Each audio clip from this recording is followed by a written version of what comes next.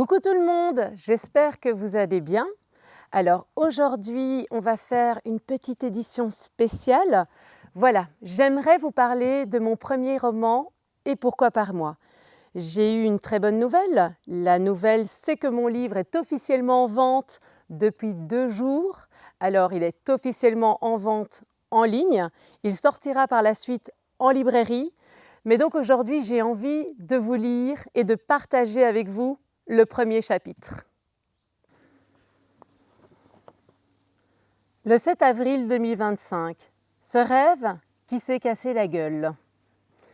Des années ont filé et la vie de rêve que j'avais en tête n'a jamais pris le bon train.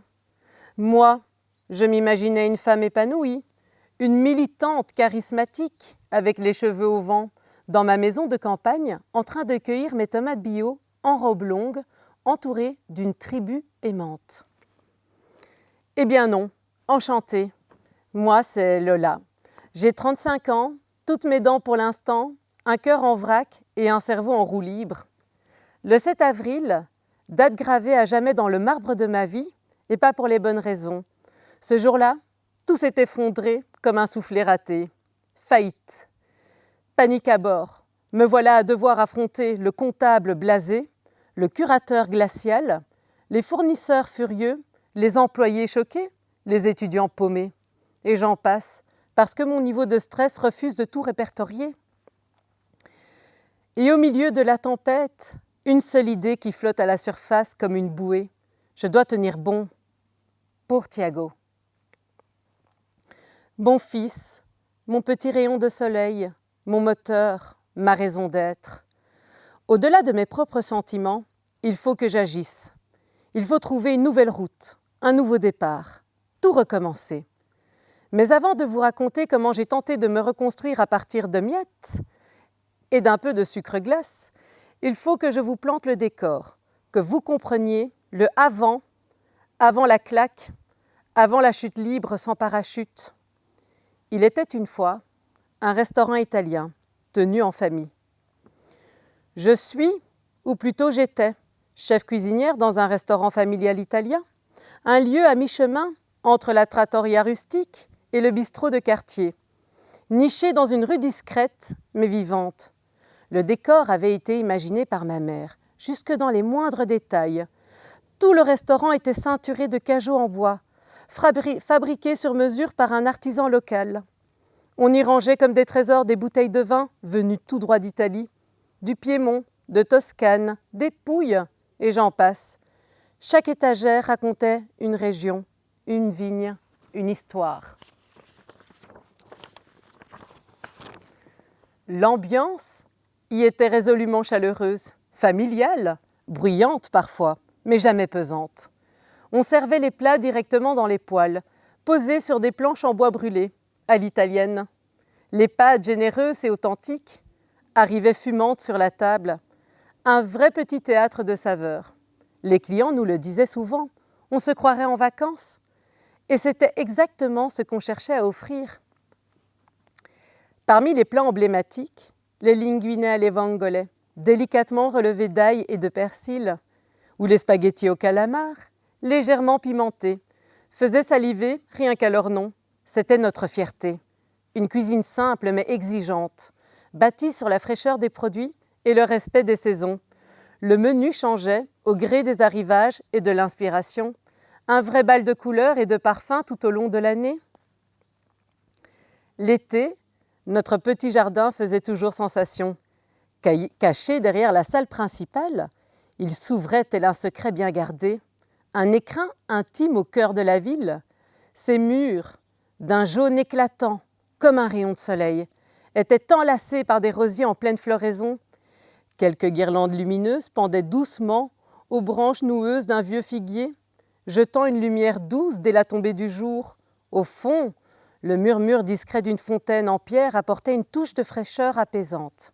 Un havre de paix, suspendu dans l'agitation de la capitale, presque irréel. Les habitués l'appelaient affectueusement le coin d'Italie. On avait même eu la fierté d'être cité parmi les 20 meilleurs jardins de Bruxelles dans le magazine Elle.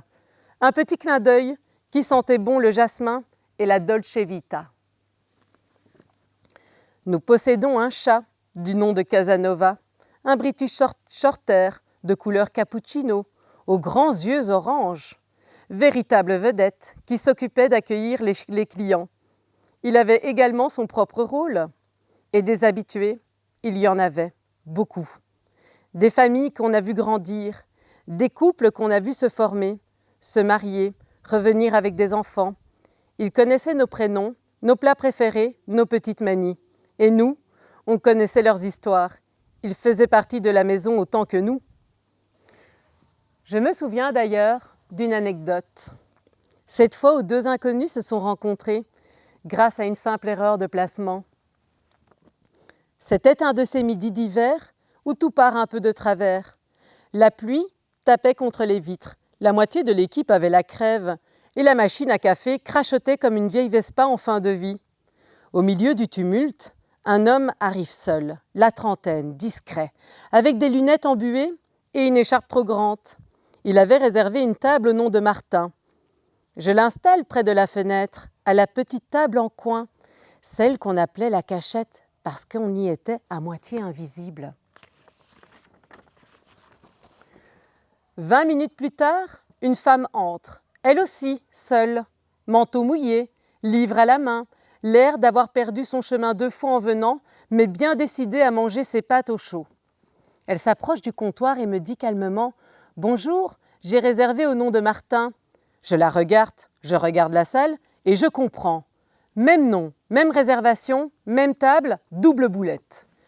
Ma mère passe derrière moi. J'explique la situation. Et elle, fidèle à elle-même, décrète « Bon, tant pis, mettez-les ensemble, on verra bien si le destin s'est cuisiné ». Et elle repart en cuisine comme si elle venait de régler un problème mathématique. Moi, un peu gênée, je leur propose de les séparer. Mais ils hochent la tête tous les deux, presque en même temps, comme des enfants pris par surprise. Et ils s'assoient. Les 10 premières minutes, ils n'ont pas dit un mot. Ils fixaient la carte. Elle faisait semblant de lire son livre à l'envers. La gêne était si palpable qu'on aurait pu la tartiner sur du pain. Au moment de passer la commande, il a hésité entre les papardelles à le ragoût et les linguinets à l'évangolais. Elle a souri timidement et dit « Je prends les vongolais. Si vous prenez les papardelles, on pourra échanger à mi-parcours. » À partir de là, tout s'est débloqué.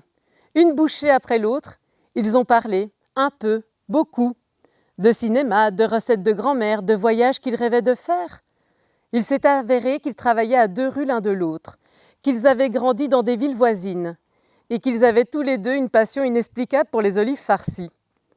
Quand le dessert est arrivé, un tiramisu qu'ils ont fini à la cuillère, dans la même assiette. Ils riaient comme 2 ados en première date. Ma mère a même dit « On dirait une pub pour des pâtes, mais une bonne, hein, pas une ringarde ». Ils sont revenus ensemble, 3 semaines plus tard, même table, même plat. Et puis tous les vendredis, toujours à la cachette, sauf qu'elles n'étaient plus si discrètes avec leurs regards brillants et leurs doigts qui se frôlaient au-dessus de la nappe. Je ne sais pas si c'était un coup de foudre, une coïncidence, ou un plat bien assaisonné, mais ce jour-là, la cuisine a un peu joué les entremetteuses. Et franchement, ça valait bien une erreur de réservation. Sans le vouloir, ce restaurant était devenu le théâtre de 1000 petits moments de vie, comme autant de scènes d'un film qu'on aurait tourné sans caméra. Des souvenirs en sauce tomate, des rires nappés de vin rouge, des disputes feutrées entre 2 plats, un vrai repère de pasta, parmesan et prise de tête entre générations. Au feeling, je sens que je vais m'arrêter là. Je viens de partager avec vous le début de mon premier roman. En résumé, à 35 ans, Lola croyait avoir trouvé sa place. Chef cuisinière passionnée, mère débordée, elle jongle tant bien que mal entre fourneau et maternité, mais quand son restaurant ferme brutalement, tout s'effondre. Au bord du précipice, Lola se débat avec ses doutes, ses regrets et les injonctions contradictoires qui pèsent sur elle. Mais un événement bouleverse sa chute. Une porte cachée, un carnet oublié, le secret d'un ancêtre effacé. Peu à peu, le passé s'invite chez Lola, entre apparitions troublantes et révélations inattendues. Commence alors un voyage intérieur, mêlant enquête familiale et touche de surnaturel, où Lola devra déterrer les non-dits, affronter ses fantômes, réels ou imaginaires, et surtout se réinventer. Entre humour corrosif et tendresse lucide, le roman interroge la filiation, les héritages invisibles et cette question lancinante: a-t-on le droit de choisir sa vie malgré les tempêtes? Lola ne cherche pas à être une héroïne, juste à comprendre si à force d'oser, elle peut enfin s'autoriser à croire. Et pourquoi pas moi? Merci d'avoir suivi cette édition spéciale. Si vous avez aimé la vidéo, n'hésitez pas à liker, à vous abonner et à commenter. Je mettrai le lien dans les commentaires. Voilà, oui, je mettrai le lien dans les commentaires. Passez un très bon dimanche, une très belle semaine et à dimanche prochain.